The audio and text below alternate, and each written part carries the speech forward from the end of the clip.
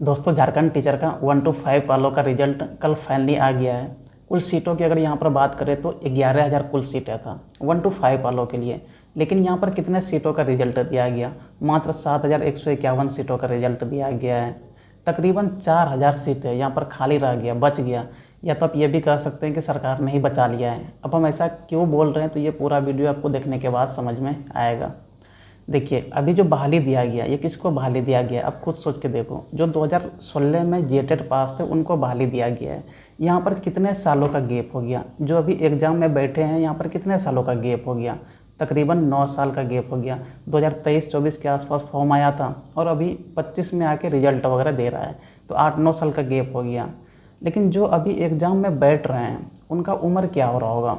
तकरीबन 35 से 40 साल के बीच में उम्र हो रहा होगा, या फिर उससे ज़्यादा ही हो रहा होगा, लेकिन उससे कम नहीं हो रहा होगा। लेकिन यहाँ पे नए युवाओं को तो मौका ही नहीं मिला है। कोई बात नहीं, हमें कोई एतराज़ भी नहीं है नए युवाओं को मौका अगर नहीं मिला है तो।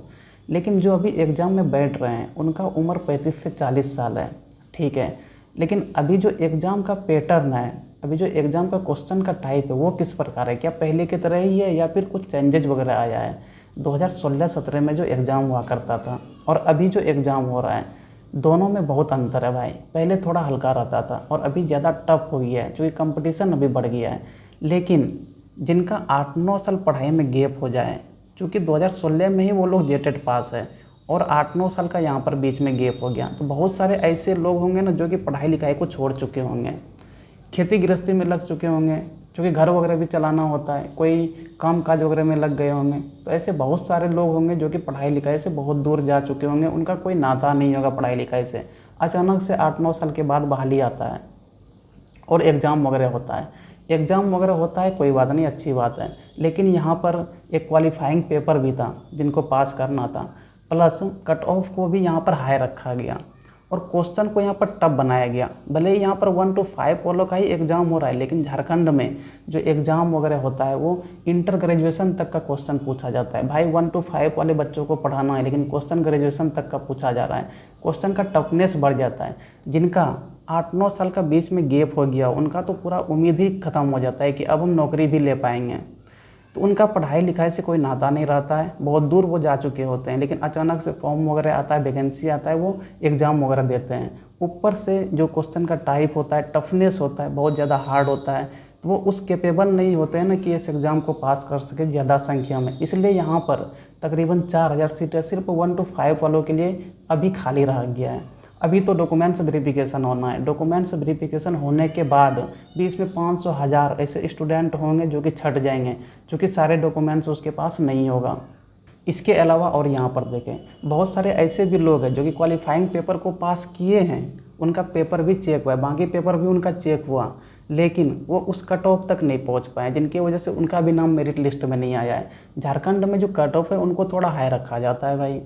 अब हाई रखने की वजह से आप खुद सोच के देखो, जिनका कि इतना साल बीच में गैप हो गया है भाई, 8-9 साल बीच में गैप हो गया, उनको अचानक से एग्ज़ाम लिया जा रहा है। आप कट ऑफ को हाई रख रहे हैं, क्वालिफाइंग पेपर वगैरह ले रहे हैं और भी सारे सब्जेक्ट का एग्ज़ाम वगैरह ले रहे हैं, क्वेश्चन को यहाँ पर टफ बनाया जा रहा है, तो क्या वो उस कैपेबल ही नहीं है कि वो उस क्वालिफाइंग पेपर को पास कर सके या फिर उस कट ऑफ तक पहुँच सके ज़्यादा संख्या में? इसलिए यहाँ पर इतने ज़्यादा सीटें खाली रह गया है।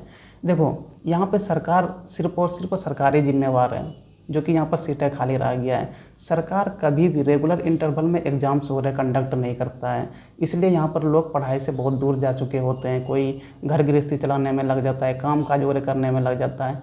अगर यही सरकार प्रत्येक साल बहाली निकालता, प्रत्येक साल आप 2,000 सीटें ही निकालो, 4,000 सीटें ही निकालो, 5,000 सीटें ही निकालो, लेकिन प्रत्येक साल अगर बहाली निकालेगा तो जो उम्मीदवार होते हैं, जो स्टूडेंट होते हैं, कैंडिडेट होते हैं, उनके मन में एक अभिलाषा जगा हुआ रहेगा, एक उम्मीद रहेगा कि आज नहीं तो कल होना है। चलो भाई, इस साल मेरा एग्ज़ाम नहीं निकला, अगले साल फिर तैयारी करेंगे, अगले साल भी नहीं निकला तो उनके अगले साल तैयारी करेंगे। मतलब तैयारी उनका चलती रहेगा, पढ़ाई लिखाई से वो बिल्कुल भी दूर नहीं जाएगा। जिस प्रकार से अभी लोग झारखंड में दूर चले जाते हैं, हम लोग का ही उम्र अभी देख लो, 25-26 साल हम लोग का उम्र हो गया है। अभी अगर 1-2 साल के अंदर में बहाली नहीं आता है बड़ी संख्या में, तो हम लोग क्या होंगे? पढ़ाई लिखाई से दूर चले जाएंगे भाई। अगर नौकरी वोकरी नहीं लगा तो कहीं काम काज वगैरह करने में लग जाएंगे। फिर अचानक से 8-9-10 साल के बाद बहाली आएगा, तो क्या यार हम उस कैपेबल होंगे कि हम उस एग्ज़ाम का तैयारी कर सकें और उस एग्ज़ाम को क्वालिफाई कर सकें? बिल्कुल भी नहीं होंगे। हाँ, अगर अभी एग्ज़ाम आता है तो मेरा पढ़ाई लिखाई कंटिन्यू है, मेरे जैसे बहुत सारे ऐसे लोग होंगे जिनका पढ़ाई लिखाई कंटिन्यू है, तो वो उस कैपेबल होंगे कि हाँ एग्ज़ाम दे सकते हैं, उनको हम क्वालिफाई कर सकते हैं। लेकिन जिनका गैप आ जाए वो उस कैपेबल बिल्कुल भी नहीं होते, उनके अंदर वो क्षमता ही नहीं होता है। ऊपर से देखो उनका उम्र भी देखो यार 35 से 40 साल के आसपास हो रहा है, उनसे ज़्यादा ही हो रहा है। तो आप उनसे ये उम्मीद कैसे कर सकते हैं कि इतना टफ क्वेश्चन को वो पास कर सके, इतना कट ऑफ हाई को भी वो पास कर सके और ये पूरे एग्ज़ाम को क्वालिफाई कर सके? नहीं कर सकता है ना भाई। यहाँ पर सिर्फ और सिर्फ सरकार ही जिम्मेवार है इसके लिए, जो कि यहाँ पर इतने सारी सीटें खाली रह गया है। यहाँ पर देखें तो सहायक आचार्य वाले में कुल 26,001 सीटें था, लेकिन अभी कितने सीटों का रिजल्ट दिया गया? अभी 1 to 5 वालों का 7,000 के आसपास रिजल्ट दिया गया। साइंस वालों में 2700 के आसपास रिजल्ट दिया गया था, लेकिन जब डॉक्यूमेंट्स वेरिफिकेशन होने के बाद रिजल्ट डिक्लेयर किया है तो उसमें 1661 सीटों पर रिजल्ट दिया गया है। ऐसे कुल मिला के देखें ना सारे सीटों पर तो 15-16 हज़ार के आसपास रिजल्ट देगी यहाँ की सरकार। 10,000 सीटें तकरीबन यहाँ पे बचा लेगी। एक्चुअल में देखो ना, सरकार को नौकरी देना ही नहीं था। अगर सरकार को नौकरी देना होता तो क्वेश्चन को थोड़ा इजी बनाता, क्योंकि सरकार को यहाँ पे समझना पड़ेगा ना कि जो एग्ज़ाम में बैठ रहे हैं वो कौन लोग बैठ रहे हैं। क्या अभी युवा बैठ रहे हैं या फिर जो पहले 16-17 में पास है जेटेट वो लोग बैठ रहे हैं? तो पहले वाले बैठ रहे हैं ना। तो क्वेश्चन को यहाँ पे क्या बनाना था? ईजी बनाना था। उनको समझना पड़ेगा ना कि जो लोग यहाँ पर अभी एग्ज़ाम में बैठ रहे हैं वो अभी उनका पढ़ाई कंटिन्यू नहीं है, डिसकंटिन्यू हो चुका है। तो उनके हिसाब से क्वेश्चन को बनाना था, उनके हिसाब से यहाँ पर एग्ज़ाम को कंडक्ट करना था, लेकिन सरकार ने ये काम नहीं किया। एक्चुअल में सरकार को यहाँ पर सारे सीटों पर बहाली देना नहीं था, कम से कम सीटों पर बहाली देना था, कम से कम लोग पास हो सके, कम से कम लोग यहाँ पर नौकरी पा सकें। लोग अगर बेरोजगार रहेंगे तो मेरे ऊपर आश्रित रहेंगे, मेरे ऊपर निर्भर रहेंगे, ये सरकार सोचती है। और इसी के लिए तो मैया सम्मान योजना जैसे बेकार योजना को यहाँ पर निकाला जाता है कि मेरे ऊपर लोग आश्रित रहेंगे और हम जब वोट मांगेंगे तो हमको वोट मिलेगा। अगर वोट मिलेगा तो मेरा सरकार बना रहेगा। सरकार का एक्चुअल में यही मंशा रहता है, सारे सरकार का यही मंशा रहता है। हम सिर्फ हेमंत सोरेन की बात यहाँ पर नहीं कर रहे हैं, जितने भी सरकारें आती है सबका यही मंशा रहता है कि लोग मेरे ऊपर आश्रित रहे, हम जब उनसे वोट मांगने जाए तो वो हमें वोट दें एक उम्मीद के सहारे में। लेकिन इनके अलावा सरकार को यहाँ पर नौकरी देना पड़ेगा भाई। नौकरी देगा तभी लोग इंडिपेंडेंट होगा, लेकिन सरकार को यहाँ पर इंडिपेंडेंट करना ही नहीं है। एक्चुअल में सरकार को तो डिपेंडेंट बनाना है और इनसे हम सभी का, आम जनता का नुकसान होता है। यहाँ पर देखो आम जनता को भी सोचना पड़ेगा कि हम किसको वोट देने जा रहे हैं। अगर वोट दे रहे हैं हम जिसको, क्या वो मेरे लिए सही काम कर रहा है या नहीं कर रहा है। अगर सही काम नहीं कर रहा है भाई ना, तो उनसे सवाल करना सीखो, चाहे वो किसी भी पार्टी का है। हमारे जो भी रिप्रेजेंटेटिव है, चाहे वो विधानसभा का हो या फिर लोकसभा का ही क्यों ना हो, सबसे सवाल करना सीखो, गलत को गलत बोलना सीखो, सही को सही बोलना सीखो। अगर हम उनसे सवाल करेंगे तभी वो हमारा जो ज़रूरतें है वो हमारी ज़रूरतों को पूरा करेगा, अन्यथा हमारी ज़रूरतों को कभी भी पूरा नहीं कर सकता है। अभी देखो ना झारखंड में अभी देखें तो हेमंत सरकार का ये दूसरा कार्यकाल चल रहा है। कितना बहाली दिया ये सरकार अभी तक। इससे पहले भी तो सरकार में रही है ना, 2019 से लेकर 24 तक रही सरकार में। पिछले शासन में तो और भी बहाली नहीं दिया था पिछले कार्यकाल में। अभी तो एक बहाली निकाला भी है और ये वाला बहाली भी पहले वाला ही है, उसी को क्लियर करा हुआ है। वैसे देखें तो जेटेट का एग्ज़ाम 2016 में हुआ था, फिर कब निकाला गया? तो जब इलेक्शन हो रहा था उनसे जस्ट पहले जेटेट का फॉर्म निकाला गया था, फॉर्म भी भरवाया गया था, हम भी खुद एग्ज़ाम दिए हुए थे, लेकिन उनका एग्ज़ाम वगैरह अभी तक नहीं हुआ है। सरकार बनने से यहाँ साल भर पूरा होने वाला है, लेकिन एग्ज़ाम वगैरह कब होना है नहीं होना है कोई अता पता नहीं है। ऊपर से देखो जेटेट वाला फॉर्म भी कैंसिल कर दिया गया है, अब दोबारा फिर फॉर्म आएगा, फिर नोटिफिकेशन वगैरह निकालेगा। अब एग्ज़ाम कब लेगा नहीं लेगा कोई अता पता नहीं है भाई। फॉर्म निकालेगा अभी या नहीं निकालेगा अभी फ़िलहाल में कोई जानकारी नहीं है। हमें तो लगता है ना कि अब जेटेट वाला एग्ज़ाम जो लेगा ये सरकार, अभी वाला सरकार, ये चुनाव के वक्त में ही लेगा। जेटेट का एग्ज़ाम लेने में ही ये कार्यकाल ख़त्म कर देगा। फिर बोलेगा कि भाई हमें अगले बार और जिताओ, एक बार और जिताओ, तब जाके फिर हम बहाली निकालेंगे। क्योंकि अभी 26,001 सीटों पर बहाली दे रहा था, लेकिन दिया नहीं है। 15-16 हज़ार के आसपास बहाली देगा मुश्किल से। 10-12 हज़ार सीटें तो वो खुद बचा लेगा, क्योंकि कम से कम संख्याओं पर बहाली देना है। सरकार चाहता है ना कि जो राज्य का फंड है, राज्य का फंड को हम इन सब चीज़ों में खर्चा ही ना करें।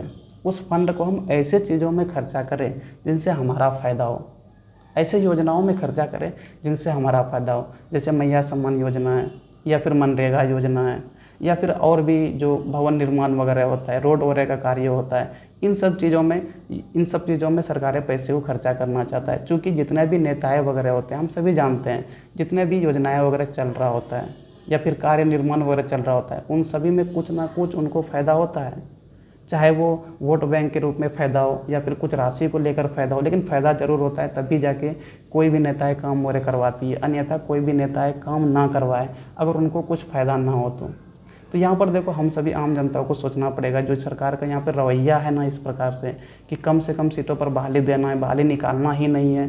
कब कोई एग्ज़ाम लेगा, एग्ज़ाम कैलेंडर का कोई ठिकाना ही नहीं है यहाँ पर झारखंड में। कब एग्ज़ाम का फॉर्म आएगा, कब एग्ज़ाम होना है, कुछ अता पता नहीं है भाई। जब सरकार का मन होता है नोटिफिकेशन निकालती है, फिर एग्ज़ाम कंडक्ट करती है, रिजल्ट 2 साल के बाद देती है। तो ऐसा अगर चलता रहेगा ना तो यहाँ के जो युवा है ना वो सब दिन बेरोजगार ही रह जाएंगे।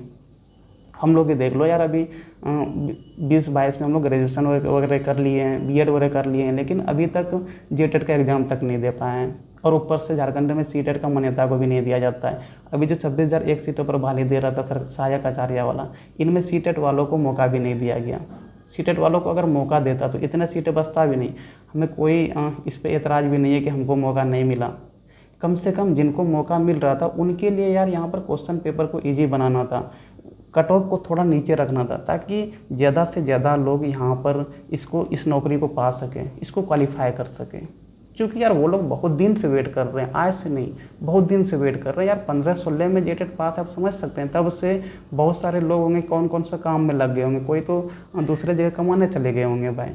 तो इन सब चीज़ों को यहाँ पे सरकार सोचती नहीं है। सरकार को सिर्फ मतलब होता है ना कि हमें राज्य का फंड बचा के रखना है, नौकरी में पैसा खर्चा नहीं करना है। क्योंकि पेंशन वगैरह भी देना होता है, बतेरे ऐसा खर्चा वगैरह होता है जो कि नौकरी में देना पड़ता है, सैलरी भी ठीक ठाक देना पड़ता है झारखंड में। तो ये सरकार कभी नहीं चाहता है। लेकिन आप सभी इस प्रकार के सवालों को जो आपके रिप्रेजेंटेटिव होते हैं उनके सामने रखें, उनसे सवाल करें, तभी हम सभी को फायदा होने वाला है। अन्यथा सरकार ऐसे ही करते रह जाएगी। बहरहाल इसके विषय में सबका अलग अलग विचार होता है, सबका अपना अपना निर्णय होता है। तो आप सबका क्या विचार है, आप लोग भी अपना विचार वगैरह प्रकट कर सकते हैं। चलिए फिर, थैंक यू, धन्यवाद।